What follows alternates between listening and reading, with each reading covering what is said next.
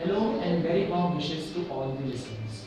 I, Aryaman Gupta, along with my friends Siddharth, Sachin, and Shivam, are going to present our views on the topic Netiquettes. When we meet different people, when we come across different people of our society, there are certain limits of decency and courtesy that we need to take care of, like greeting when we meet, shaking hand, adding respected dear in front of the letters that we write. In a similar manner, while we are on the world of internet, we need to take care of certain things which are known as etiquettes. The word netiquettes is made from two words, network and etiquettes. Network, as we all know, is the internet world. Internet world which has now reached into the hands of a common man in form of mobile phones, laptops, desktops, and whatnot. So if one uses this powerful weapon of communication effectively on the world of internet, he could make odds in his favor like anyone. The principles of the netiquettes are the ways and means that we use to communicate on the network world.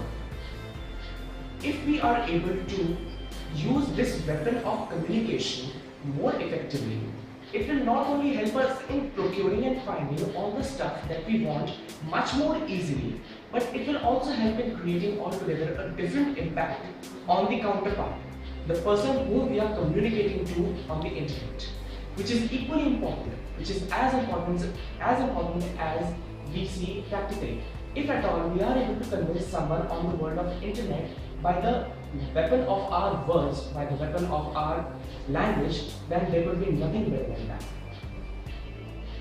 I'm Sachin. Now I'm going to speak about netiquettes, the rules of netiquettes. First comes the truthfulness. It's obvious.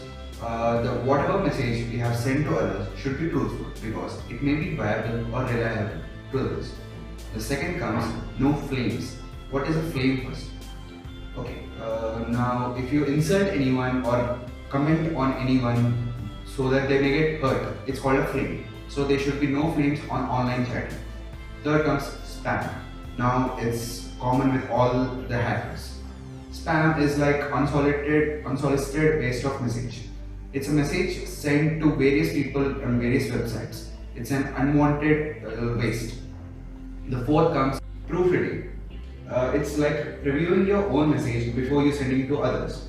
It is done for checking out the grammatical mistakes, spelling errors and everything.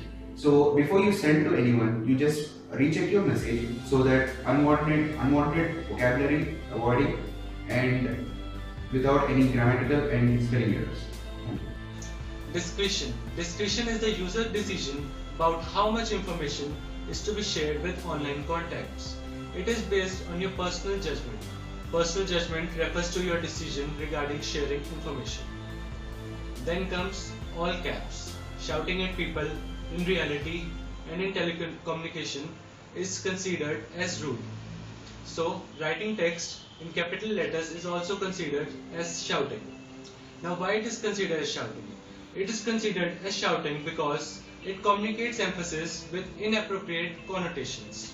It is also not appropriate because it is intimidating. It gets attention for the wrong reasons. This style of writing is appropriate for header files or for telecommunication with lot of background interferences. Now I will tell you something about email etiquettes. First, check your mail daily. Second, delete unwanted messages. Third, download your important messages for future reference. Fourth, keep your messages in the inbox to a minimum and do make sure that your mails are not read by anyone else. Problems related to netiquettes. Passwords. Passwords are your prime defense against any unauthorized access. If you want your account to be safe and protected, you should have a password that is the combination of both alphabets and numbers. You can even use some symbols. Phishing. Phishing is an attempt to acquire sensitive information such as username, passwords, credit card details by masquerading as a useful entity through an electronic communication. Spyware. Spyware are stealth programs that are installed in your computer without your own knowledge. They track what do you do on your internet and your computer and then post pop-ups and ads related to your activities. Public PCs.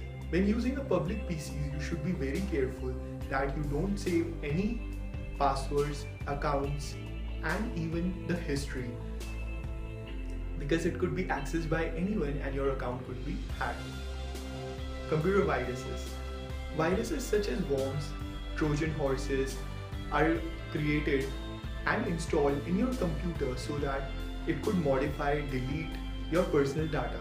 It may also lead to leaking of your data for public access.